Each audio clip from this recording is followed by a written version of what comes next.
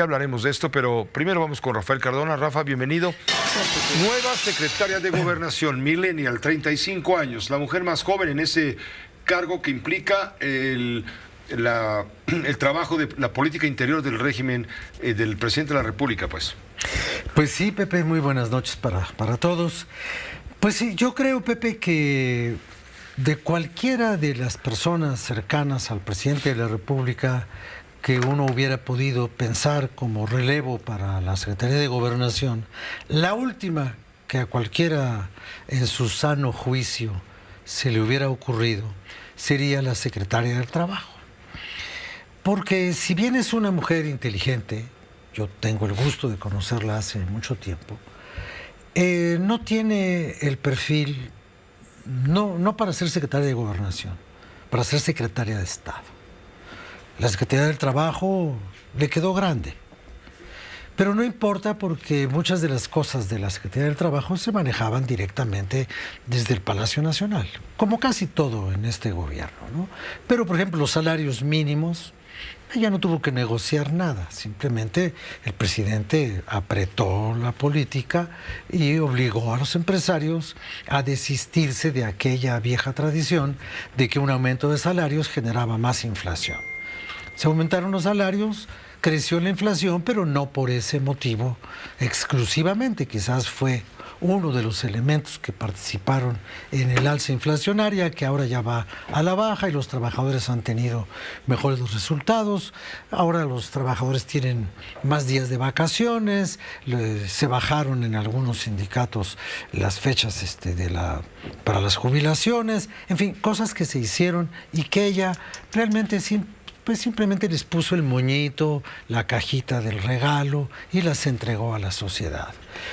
Pero lo que sí me parece que es un acto, pues, un poco aventurado por parte del presidente, es darle a una persona sin experiencia política. No podemos adjudicarle experiencia política a alguien que participó en negociaciones obrero-patronales con el guión en la mano y que estuvo en las negociaciones del tratado comercial con Estados Unidos y México, pues también de la mano de los negociadores del tratado. Y ella solamente fue pues como testigo. Entonces fue diputada federal.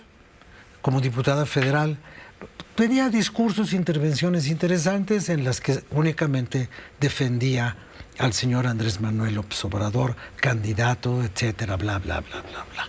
Entonces ha sido una mujer formada en la disciplina del López Obradorismo, no tiene demasiado caso hablar de sus nexos familiares, pero su mamá fue la contralora de Andrés Manuel cuando era jefe de gobierno, y su papá pues es un importante abogado laboral, pues que seguramente algún día le debe haber dado algún consejo.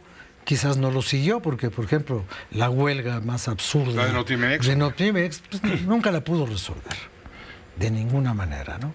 Entonces ella llega a una posición que evidentemente le queda grande, muy grande, pero en una secretaría que se achicó, y a una achicada le ha quedado grande a todos.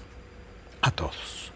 ¿Por qué? Pues porque durante mucho tiempo lo tuvo la señora Olga Sánchez Cordero, cuyo desempeño fue tan bueno que la regresaron al Senado. Después lo tuvo el señor Adán Augusto, que estuvo demasiado tiempo dedicado a otras cosas, el Senado, el gobierno de Tabasco y la preparación de su campaña. Entonces, su gestión como secretario de Gobernación fue preparar su plataforma para lanzarse a lo que ya se lanzó. Y bueno, Alejandro Encinas, que pues es Alejandro Encinas, ¿no? 48 horas encargado del despacho, sin saber ni siquiera cómo se abría la puerta. Porque la puerta del despacho de Gobernación no se abre si no sabes cómo se abre. Tiene un botón especial para abrirla. Complementando lo que tú comentabas el viernes aquí en este espacio, ¿sí? En tu espacio, decías, encargado del despacho de la Secretaría de Gobernación sería eventualmente, en caso necesario, indeseable desde luego, pero sería el encargado del despacho de la Presidencia de la República, no. En caso de la falta de, porque así lo establece la ley, en caso de la falta del presidente de la República por cualquier razón de enfermedad, en fin. ya ha ocurrido un par de sustos al presidente con su salud. Bueno, ahora la encargada de quedarse en la presidencia de la República en el caso de una ausencia o de falta del presidente de la República sería Luisa María Alcalde. Sí, ahora sí, con todas las leyes. Nunca hubiera sido Alejandro Encinas porque no era secretario de Gobernación, era encargado del despacho, o sea, no era nada. Era un señor que le dijeron, ahí te encargo, nada más, ahí te encargo, ¿eh? Bueno, le encargaron y de pronto apareció la joven maravilla y ella es secretaria de Gobernación, entonces ella por ley puede asumir temporalmente las funciones del presidente en ausencia. Cosa que todos deseamos, primero porque no deseamos que le ocurra nada malo a nuestro presidente. Queremos que le ocurran puras cosas buenas. Bueno, hay a quien que no piensa como tú, por ejemplo, Francisco Céspedes. Ah, bueno, pero él es un cantante. ¿Qué tal? Él es un cantante. La vida? ¿Cómo va la vida en Hermosillo? Estaba a punto de, de dar un concierto, de ofrecer un concierto, y bueno, criticó al presidente de la República, lo cual ya se volvió también deporte nacional en ciertos sectores de la sociedad. Y lo criticó por haber invitado hace 2 años al líder cubano Miguel Díaz-Canel en un 15 de septiembre, etcétera, etcétera.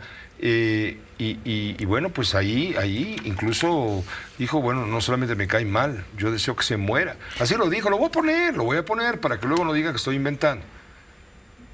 Cuando uno viene de un país que tiene mucha necesidad, donde hay un presidente que invita el 15 de septiembre a un dictador cubano y lo pone por encima de los... O sea, tú puedes invitar a cualquier presidente, pero no ponerlo como el máximo. Porque entonces por eso me cae muy mal ese tipo. Que van a que se muera. Diga. ¿Qué más?